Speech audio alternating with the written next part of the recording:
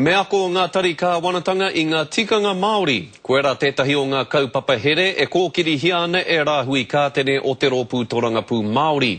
Ahakoa kei te ipu futupōro o te ao ngā whakaaro o te nuinga I tēnei wā. Kua whakarewa hia tonutia e ia tāna mahere hei ārahi I aia I roto I te kōwhiringa pōti ka tū hei te marama o whiringa a Arangi.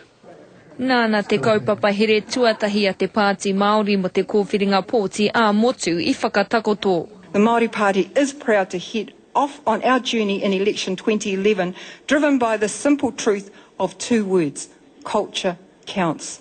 We want cultural competency to be a core requirement for all departments and agencies.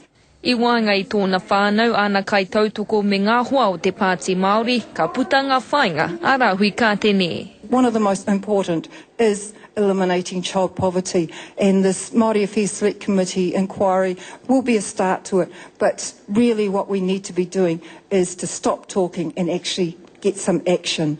Ko te taitonga te rohe pōti whānui rawa o te motu, I whaia kātene te nuinga o te tautoko I tērā o ngā kōwhiringa pōti. Kei aia te taumahatanga nui ra whakaharahara, nā te nui o te rohe pōti, engari e kore tā e waira nei te whakahei tana kaha ki te mahi, e puku mahi te wahine nei. Engari he hoiho hau kei roto I te rehi I tēnei tau, ko rino tiri kātene, no tētahi whānau rongo nui I te ao Torangapū.